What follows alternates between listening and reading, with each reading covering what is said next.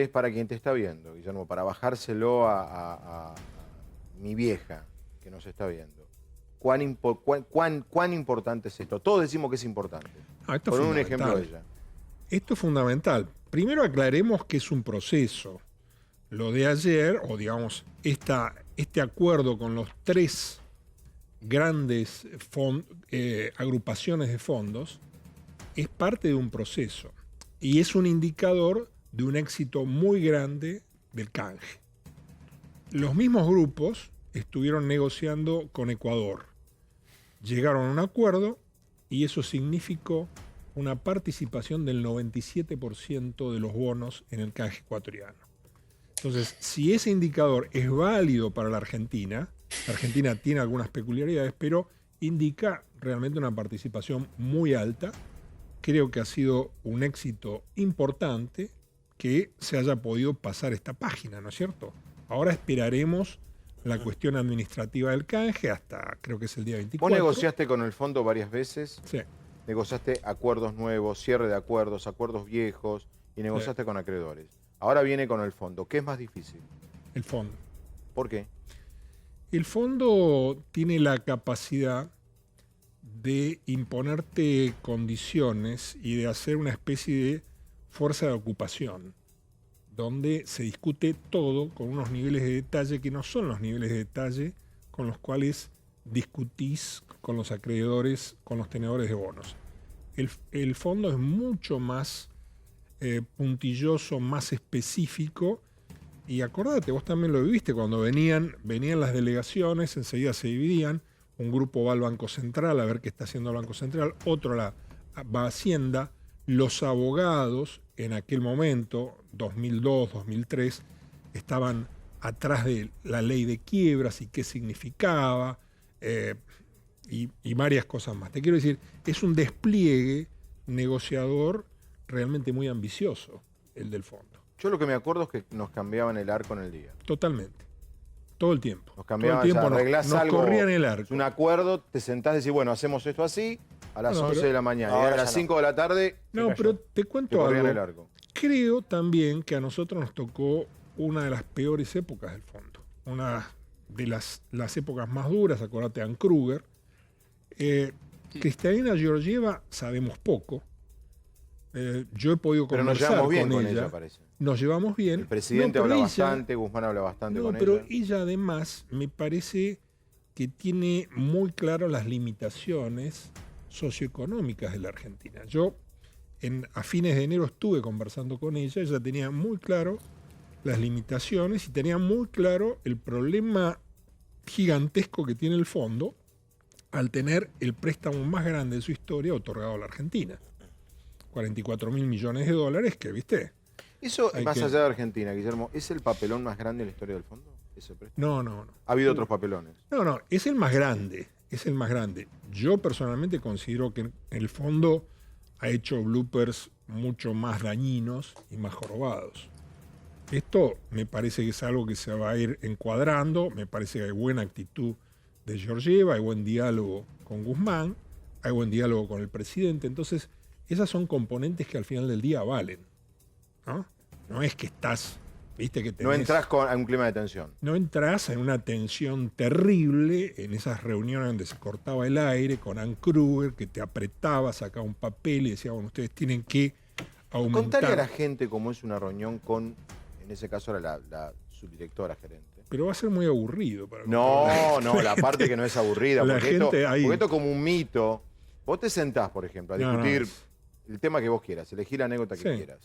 No, mira, que te ponen un papel arriba de la mesa, te dicen esto tiene que ser así.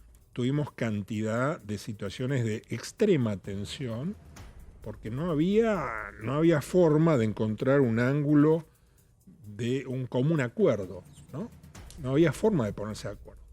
Pero Kruger fue muy, muy dura con nosotros. Acordate, Kruger en ese momento quería pasar a la historia con el sistema de quiebras soberanas de los países. O sea, tratar los problemas de sector externo de los países como si fuera una empresa. El SDRM, que era lo que en la sigla en inglés. Bueno, ella empujó eso. Yo creo que independientemente de los problemas muy serios que hubo, también esto fue un incentivo para que ella precipitara el default de Argentina, o sea, el desastre de la gestión Cavallo que precedió la llegada del presidente Duhalde después de todas esas turbulencias. Bueno, todo eso me parece que fue un gran blooper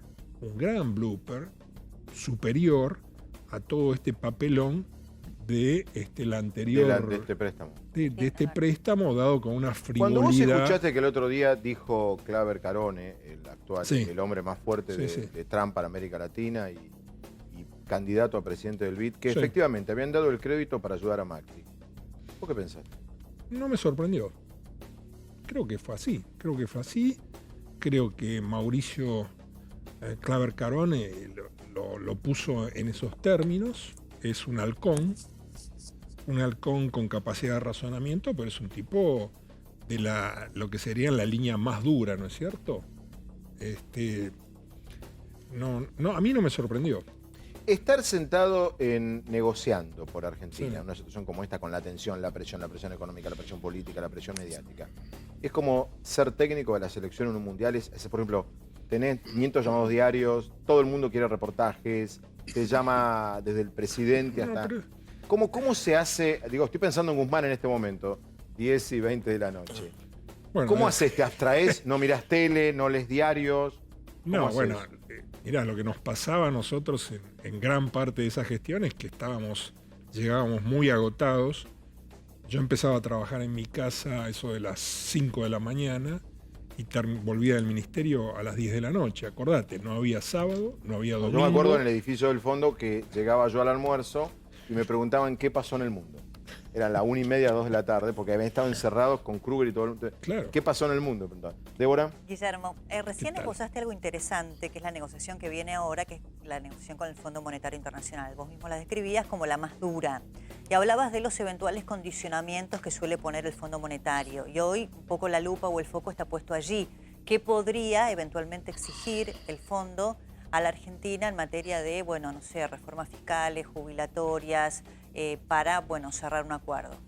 Mira, yo no quiero hacer ese tipo de futurología, pero el fondo se focaliza normalmente en los equilibrios fiscales y monetarios.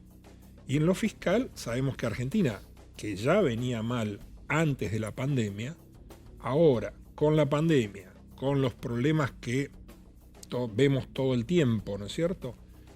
Realmente es una situación muy, muy límite.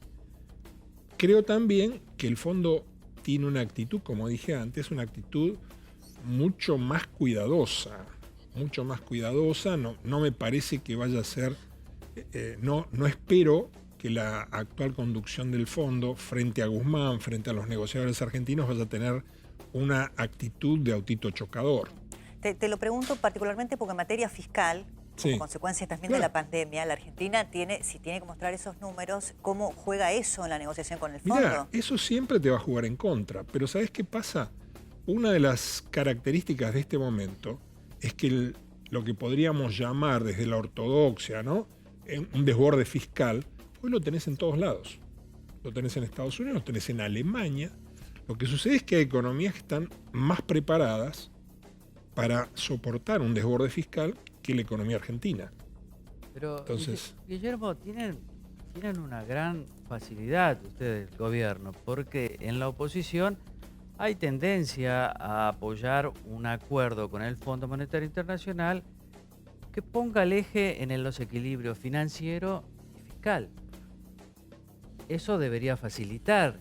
Ahora, dentro de la coalición gobernante, ¿no crees que pueden tener problemas? Porque la figura del fondo para ciertos sectores es como la de un fantasma, ¿no? Yo creo que no. Yo creo que